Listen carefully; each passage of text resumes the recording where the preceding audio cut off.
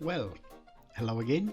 So in this part we're gonna finish up some collisions for the interior, start doing collisions for the exterior as well as rooms and portals. So yeah, let's dive into it.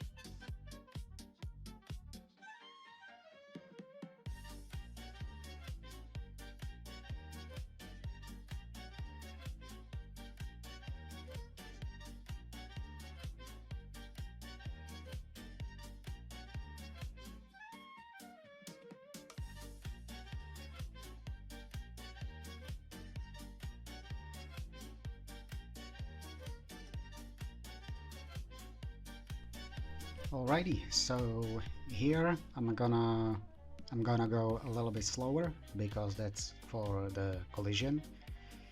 A lot, and I mean like a lot of people struggle with collisions, especially because they put collision on everything the same, and then they wonder, oh, why is my MLO disappearing, or why does it do this when I enter first person camera, and so on and so forth.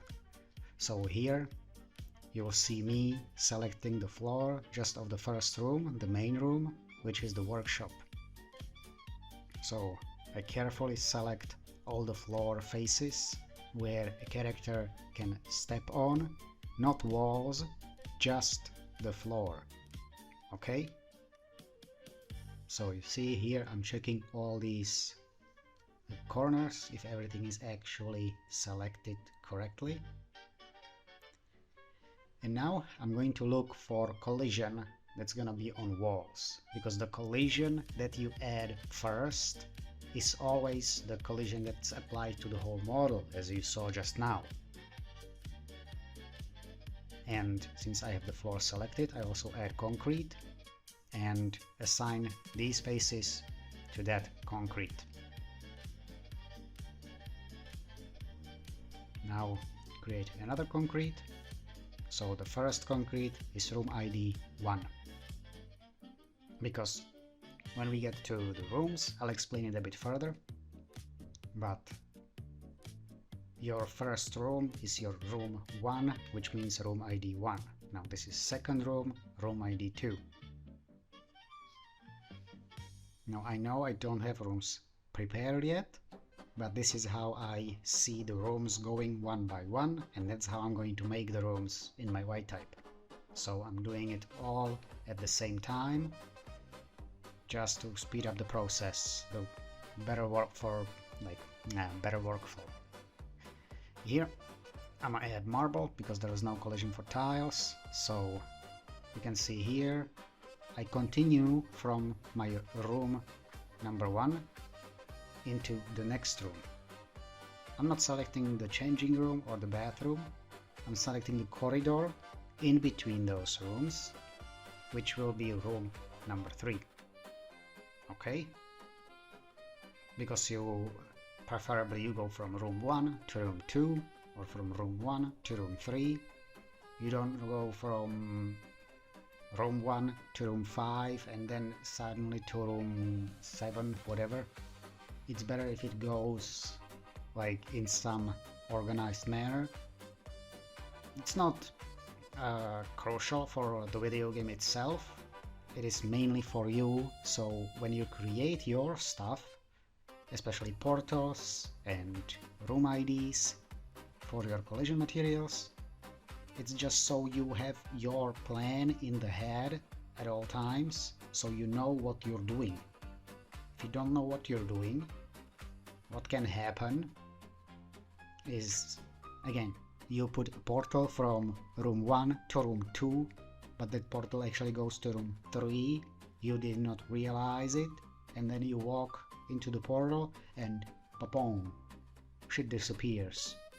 And then you start thinking, what did I do? What did I do?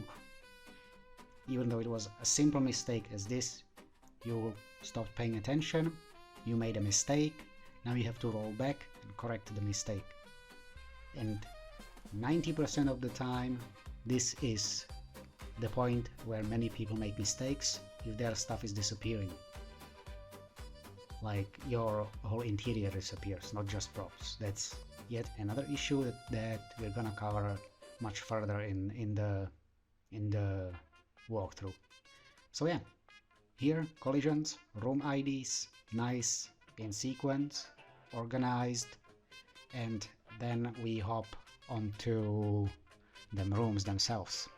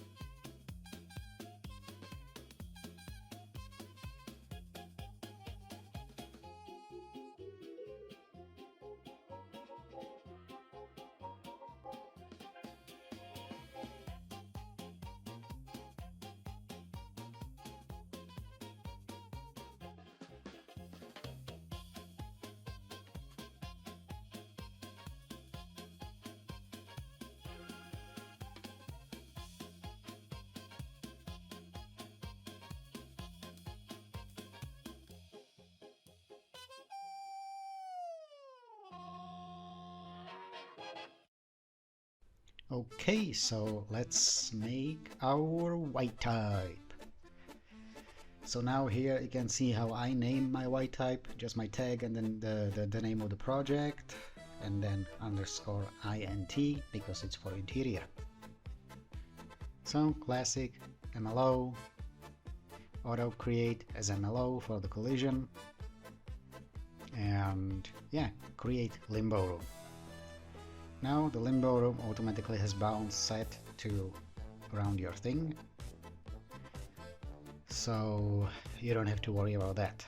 Now you see I press minus, add it, works exactly the same. Now I decrease the bounds minimum, increase the bounds maximum, always by 1 tick. And let's add our rooms. So it goes as it says.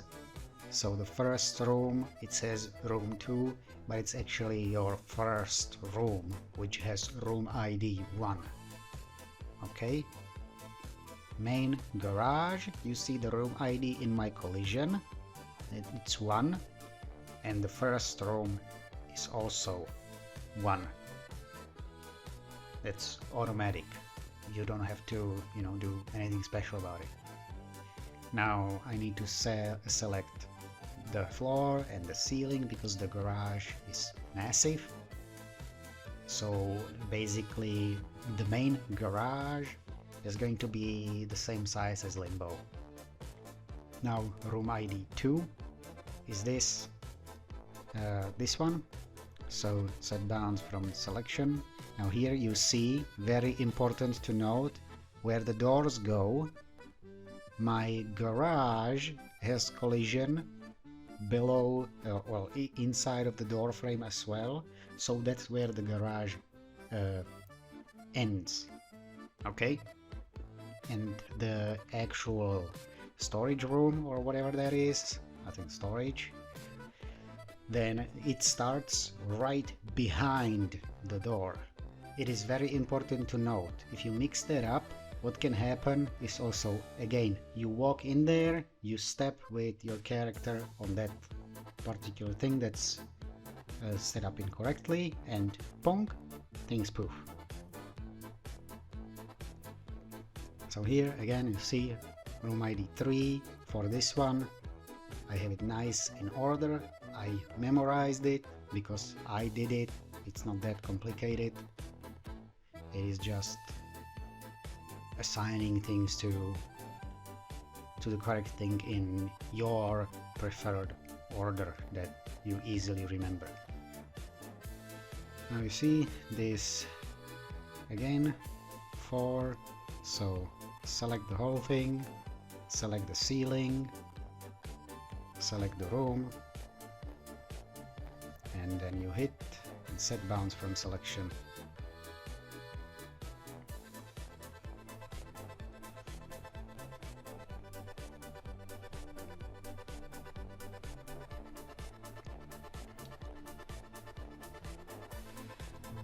Okay. Now the bathroom, same thing. Now you do not have to select the whole roof or the whole ceiling. You see I selected just one side, the other side. Set bounds from selection. All you have to do is select the most for the vertice. I have base selection because it's easier to select stuff in this state. Now here again, I'm gonna select these and set bounds.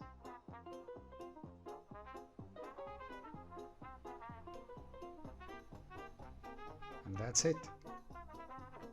You see here the rooms are nicely laid out. Now yes, all the rooms are also inside of the main garage, okay? It is not a problem. Do note that. It is not a problem to have all of your rooms inside of the other room. Okay? So if you have L-shaped corridor, You do not make one room that you name corridor 1 and then massive portal across the whole corridor and then continuation of that corridor.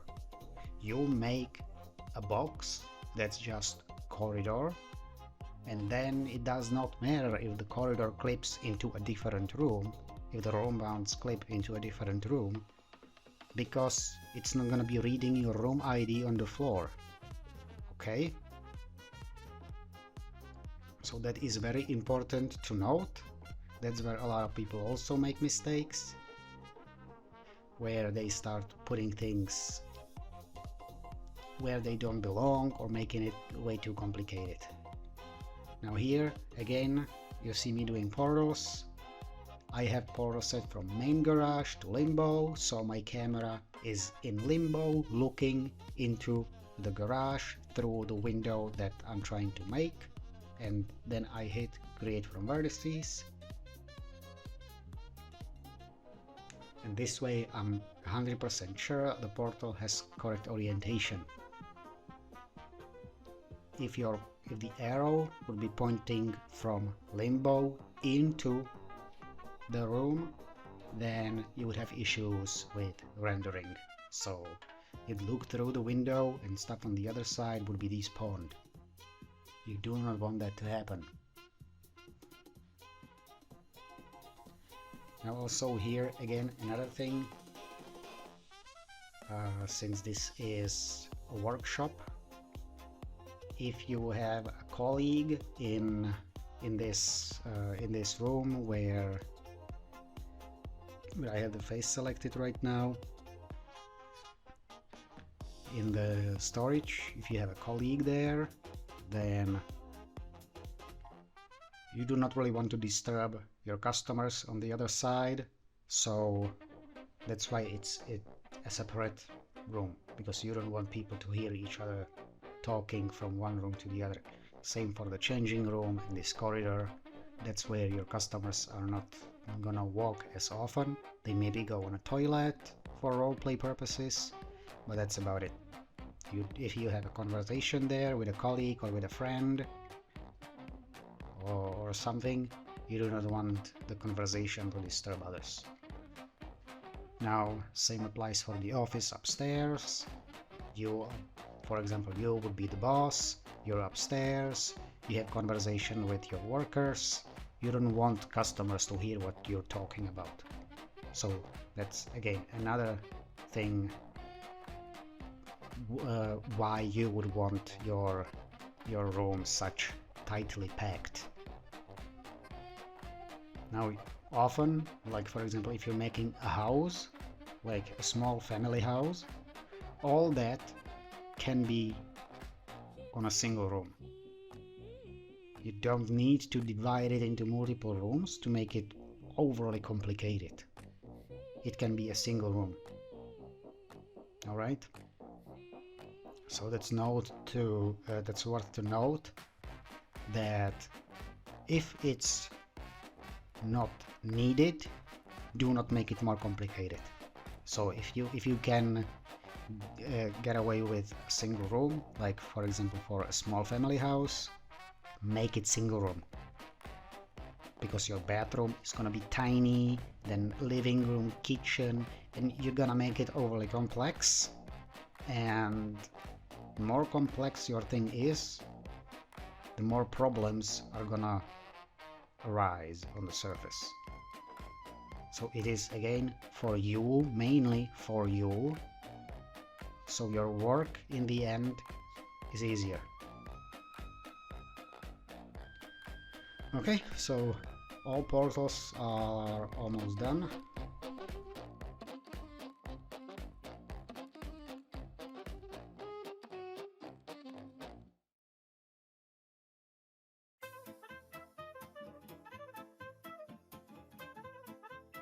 And let's start adding the rest of our stuff.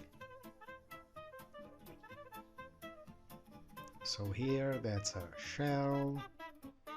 So let's add that.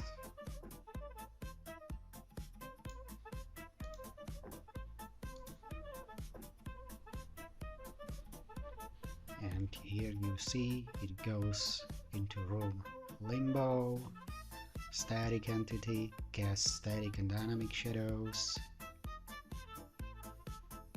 Now for this flag, static, cast texture shadows. The collision, just static. The collision technically needs no flags at all, because the collision is classified as a static collision, but it's not gonna hurt anything if you add it there. Now here you see frame interior, frame exterior, and windows. Select all of these. Auto create from selected. Then I'm gonna select all of them in here. Static, cast texture shadow. Since I have all three selected, then it automatically adds the same flags to all of them. And now in here it's exactly the same. If you go into entity list, you have them selected, add objects as entity. Now while you still have them selected in your entity list, you add them into your room. In my case it's limbo, and static entity, cast static and dynamic shadows, and that's it for limbo. Now here, stairs.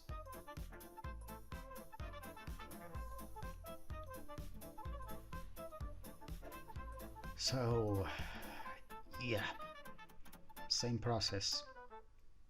Now this belongs into a different room, that's why it's in a different collection. I separate it just so it's not mixing up when I'm making stuff. So here, same thing, static and cast texture shadows,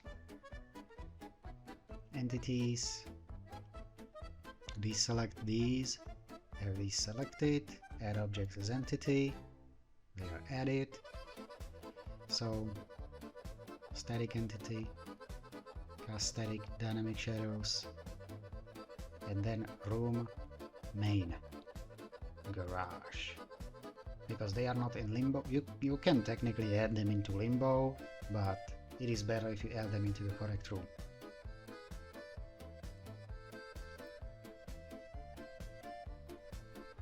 Okay. Now I do believe... yeah. Anyways, here the same thing. So office, I have lights, skirts, and the frame. So auto create from selected. Go in there, static, cast texture shadow,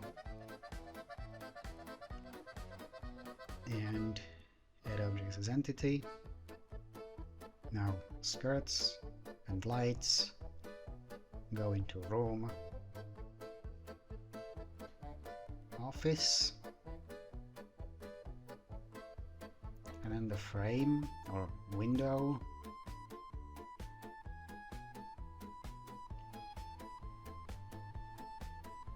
It would go to limbo as well, because it's over a portal, so it's better if it renders from any side. So I just shove it into limbo and then select all of them, entity flags, static entity, cast static and dynamic shadows. And yeah, that's it for the white type.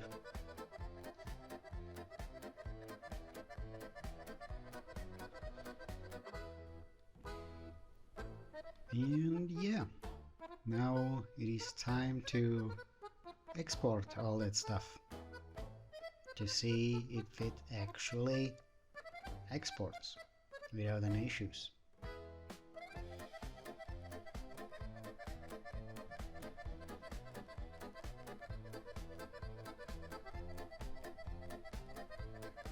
So here you see, first I'm going to click this set all materials embedded before I export, just in case I forgot some. But it's important to note that set textures embedded is not for actual textures. Do note that.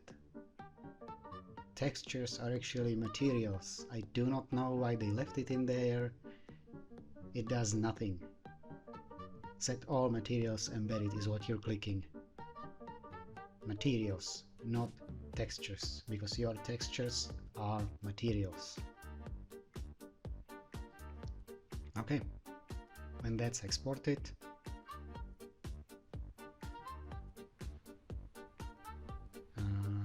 we're gonna duplicate the shell, rename as placement. This is also the point where a lot of people make a lot of mistakes. So in here you see I have put placement into base and create two new collections. One is collision, second one is a YMAP. Now I'm going to import collisions.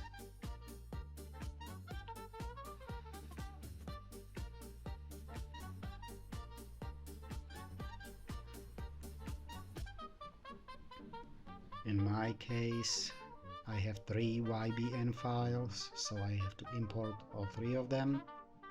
In your case, there may be 2 YBN files. Again, it always depends what model you work with, what you're doing, and so on and so on. In my case, it needs 3. I'm shoving 3.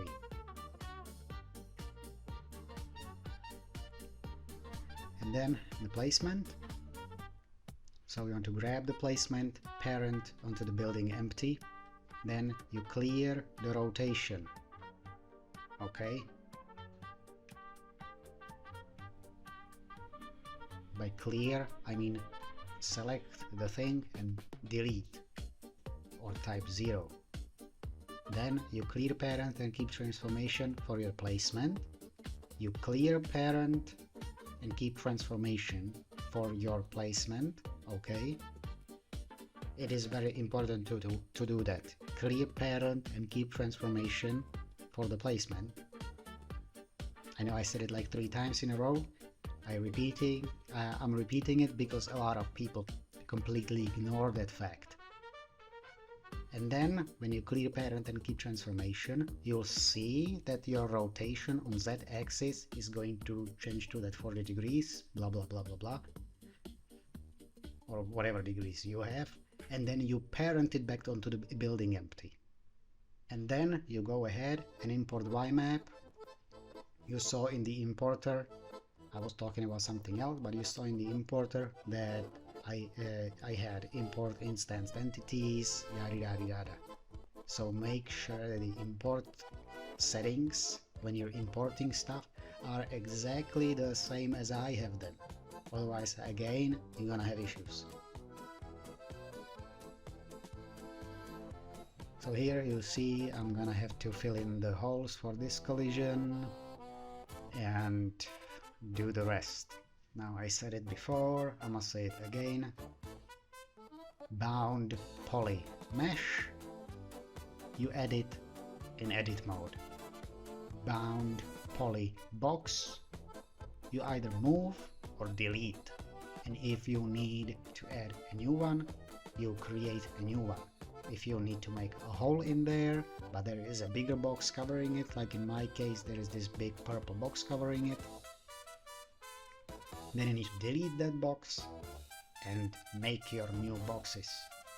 Always check where you're putting the boxes, because sometimes people create the thing and they parent it onto the incorrect empty that has incorrect flags, and then they walk straight through it. So yeah, let's speed up a bit and see you in the future.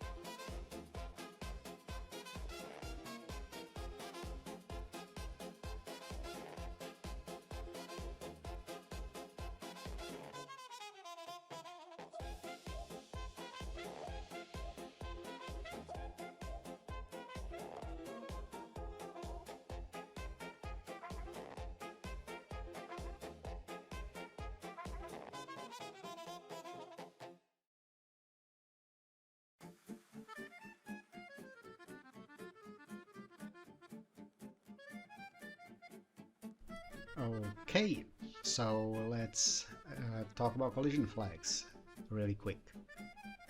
So there are two sets of collision flags. One is for the model itself, as you see right here, flags on the collision box, and then flags on the BVH empty. Now, if you're making something and you put it under the incorrect BVH and then you test it in game and the collision is still not there, that means the collision is disabled either for pedestrian, for a vehicle, for weapon, whatever. So always make sure when you create a collision box, like I did right here. I had to create all of them collision boxes from scratch because the original ones were, you know, too big, and I have windows there and all that sort of stuff, and I have to put them under the correct BVH. So yeah, always check things that you're doing and put them under the correct BVH in order for them to work. Because if the collision is disabled for a pedestrian and you walk into it, you walk straight through it.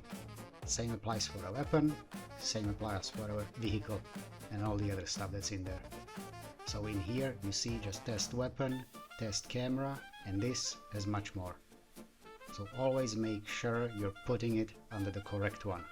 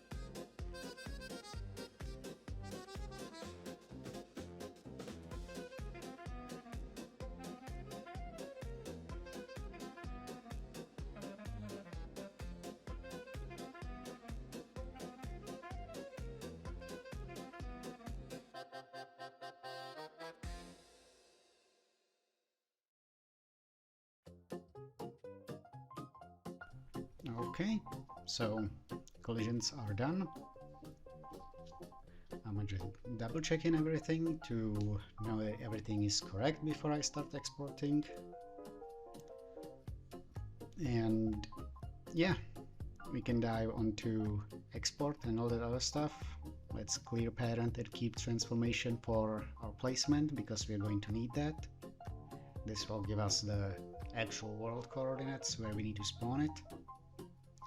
And yeah, let's go ahead and export. I'll start with the collision. Okay. Sometimes it does take a long time to export if there are too many boxes. So if it takes too long for you, it's okay. Many people get worried that something is wrong. Well, it ain't. Now, before you export the actual building, don't forget to also clear parent and keep transformation for the original placement in your base collection, just so you're not exporting both models at the same time, but just one. And time to do some code walking. Now, a lot of people struggle in here, so I'm gonna leave it plain as is and keep yapping over it. So takes ages to load.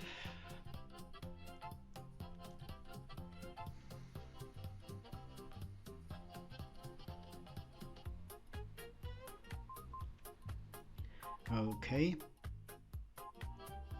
Now I do believe I don't have my CodeWalker in foreground, that's why it takes too long.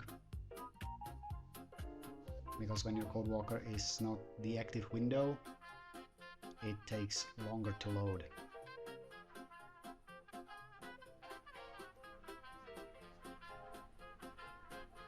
Alright, copy path to my resource.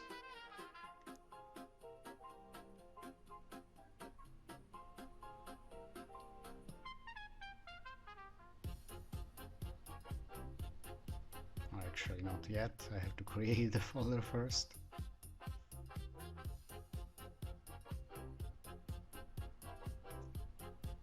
Okay, stream as always.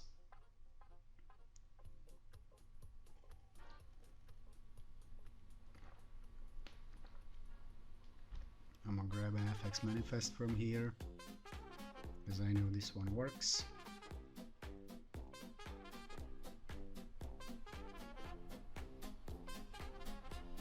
And yes, FX manifest like this is good enough for you. A lot of people start putting some junk in there, you don't have to. Unless you're adding some unique features and whatnot, this is just good enough. Okay, so let's open folder.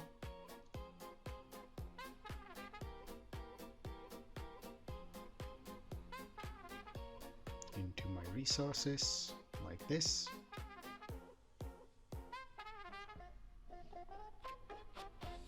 And here, all of my resources are open, so I can go into default maps, stream, and now from here I can just start dragging and dropping.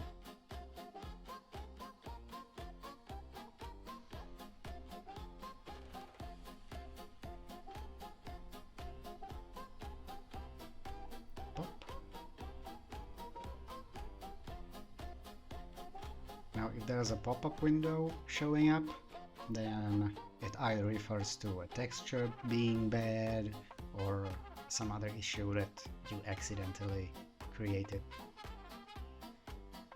Every time I import something, I check how it looks to be sure everything is good. So far everything seems okay.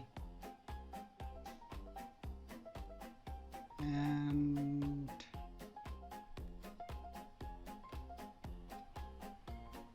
let's check collision meshes that I forgot. Always do be checking for collision meshes to make sure that your transforms were actually correct.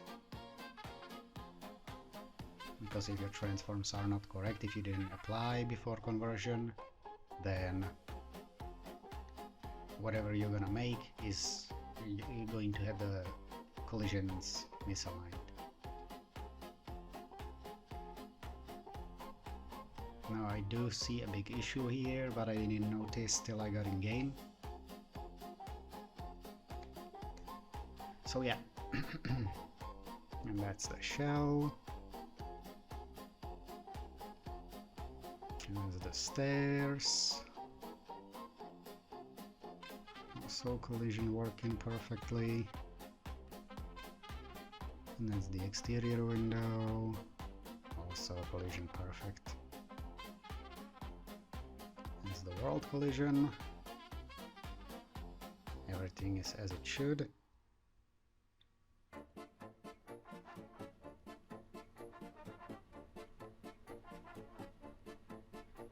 There's the other exterior collision. Everything's also good.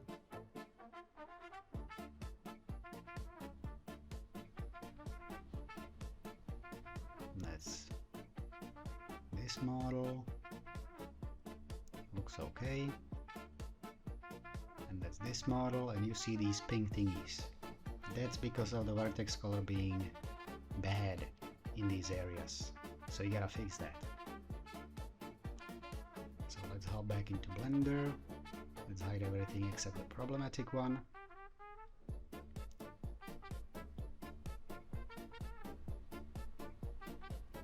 And we hop into edit mode, and here you don't really see much, right?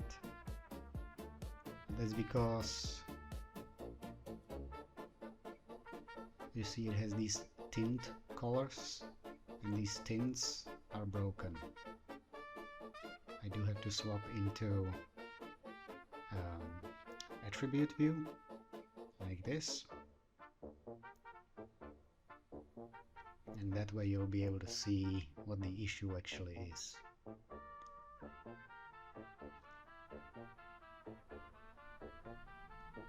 These seem to be correct, and these are wrong. You see how the windows are completely bad, or I don't know how else I should say it. So vertex paint, or you smudge and just, or this water thing, and just do this and then smudge it around just so the colors blend better. Now do be careful where you're gonna be smudging the colors, just so you're not smudging them over something that you don't want. Because it can happen and it will make your life pain.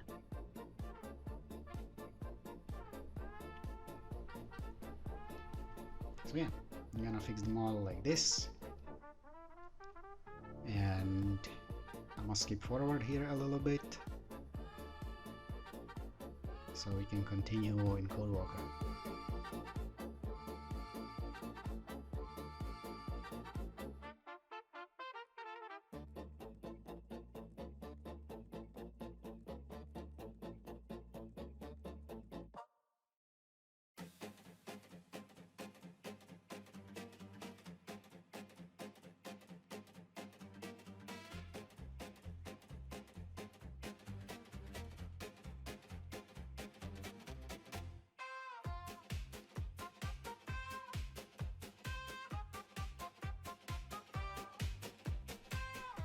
Okay, and now here you see already fixed.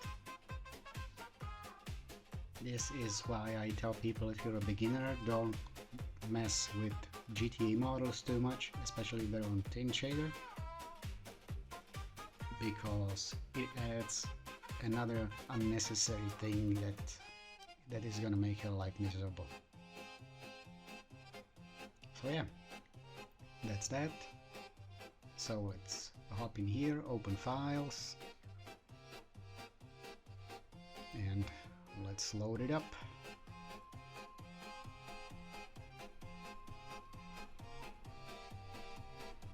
Now when everything's loaded, you can check it one more time, how it looks, if it's all correct, if it all fits. because at this point, if you exported the original model with incorrect transforms, it would be rotated or slightly misaligned. If you rotated it by the model, not by the empty in the beginning, it will again be misaligned, so better to check immediately. And here, occlusion boxes, so I'm gonna grab this big blue occluder, delete box, and I don't think there's anything else, it was just one big box. Now sometimes you have red ones in there, but in this case it was just one big blue box. Now do keep in mind that the bottom occlusion should never be removed. It always has to be there. The ground always has to be occluding stuff from below the map.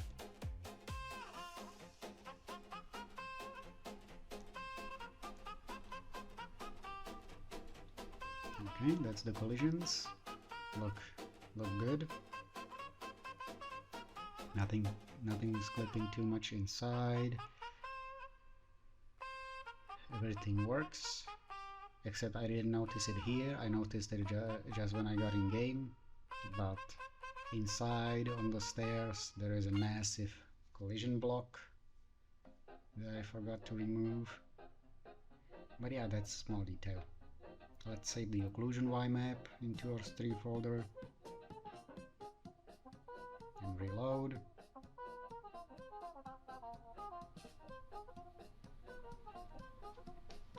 And let's start messing about with the interior.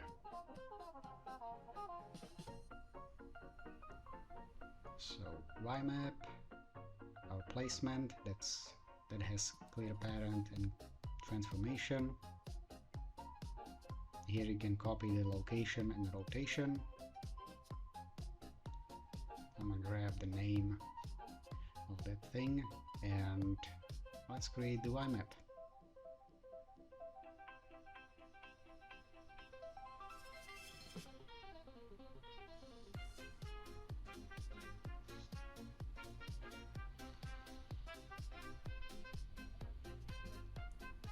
Now here also a lot of people make mistakes where they add multiple things into interior YMAP.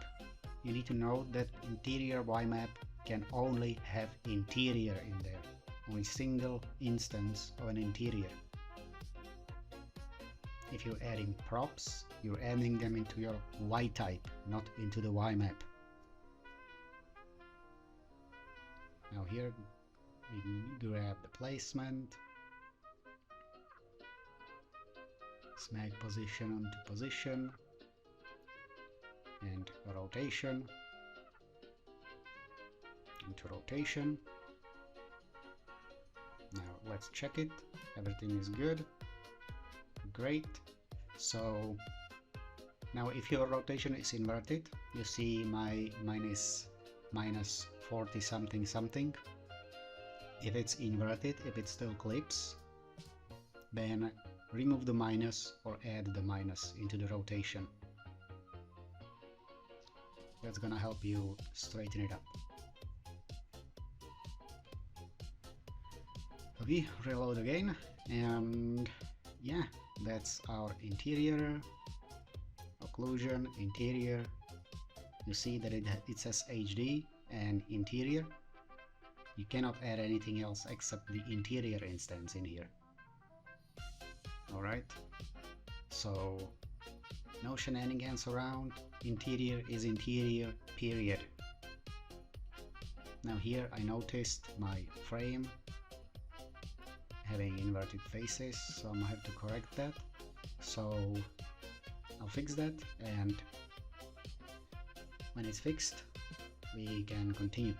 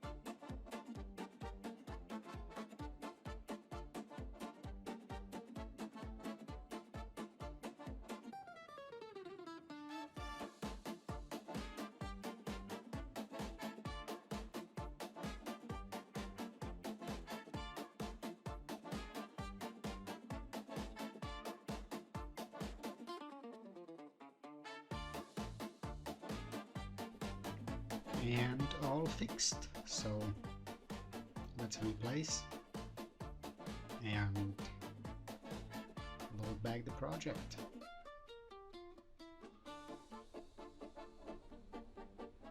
Okay, now all faces are correct.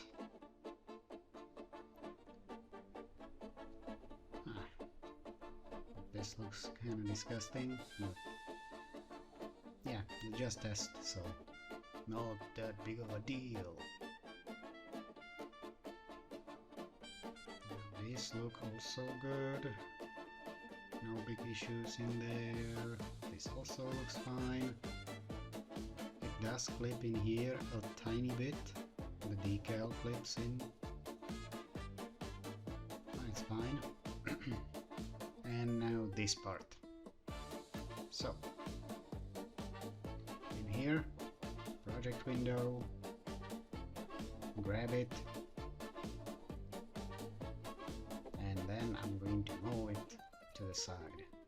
Let's try snap to ground. You can see I'm going to snap correctly.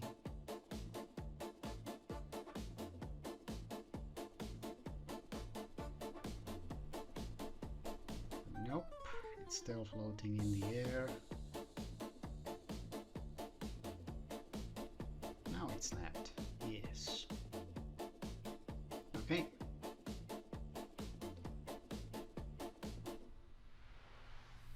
Always when you move props like this or position them, then make sure they are not clipping into the ground or into a wall, because that will create an issue where if player touches it, the prop can start going haywire and fly into their face at light speed. You do not want that to happen, so always make sure they are positioned correctly. So let's reload and save the YMAP. We were just saving the YMAP that was for the prop that we moved. Reload it back up. And yeah, that's pretty much it. Just checking around a little bit, and manifest generator. Generate manifest, save into our stream folder, and we can test in the game.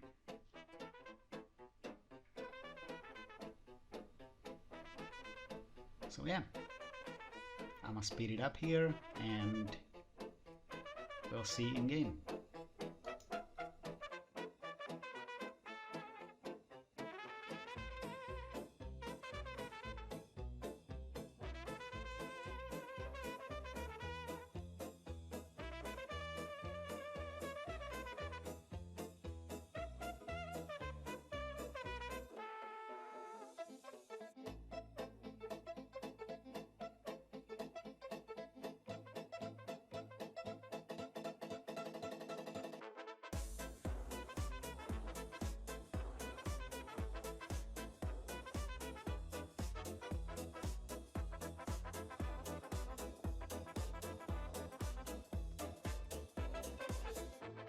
Right, and now we're in game.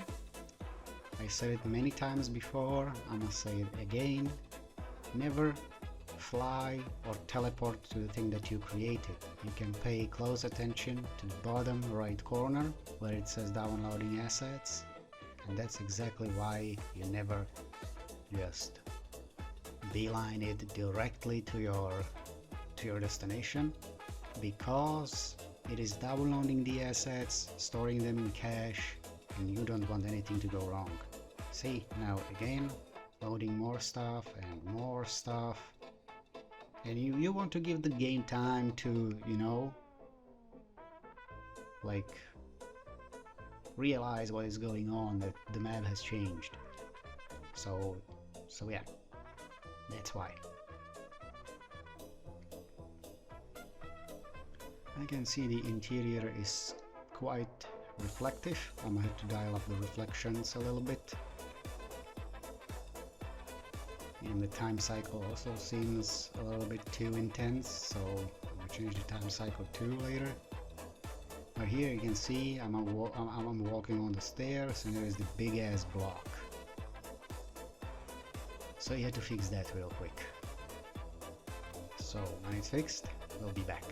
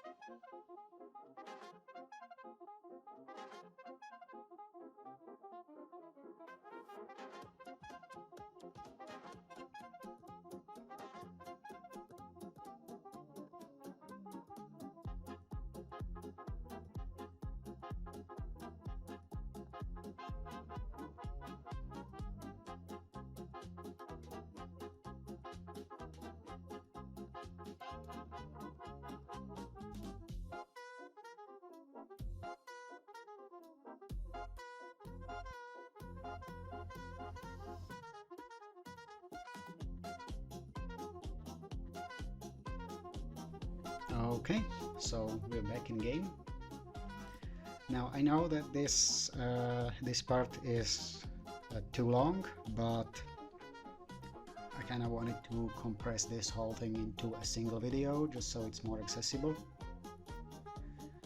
And yeah, that's it for this part. I'm gonna show you one more thing where with portals, it's what you also need to pay attention to. That's why I keep telling people, if your interior has too many portals that you can see through, you should optimize it more, you should get rid of some, and so on and so on. And you'll see exactly why. Now in this case it's not as severe as in some other cases, but it is still there. So yeah, you can see during the day, there is this stupid ass effect. That's what I'm gonna have to fix. But yeah, you can see that during the day, since I'm on a wrong time cycle, it's kinda way too shiny, way too bright if you look through the portal. It's okay, can be easily fixed. Yeah, the floor reflects also quite a bit. So yeah, that is one thing that's gonna have to be fixed. And then if you pay close attention, I'm gonna swap to night. So yeah, if you pay close attention to all the portals that goes from the inside out, you'll see that in the distance things suddenly disappear and reappear. And that's because I have a portal on the door and 2 portals on the window and then multiple portals in the back. So the game is kinda making things pop in and out of existence. So yeah, that's why you really shouldn't be smacking too many portals into one place, because then this will happen. In this case, it's not as obvious, but in many other cases, it can be very, very, very severe. Anyways, I do thank you for watching. This is the next, last part. The next part, I'm not sure when, because I don't have anything recorded. This was about 20 hours of footage. But yeah, I do thank you for watching, and hopefully see ya in the next video. Bye!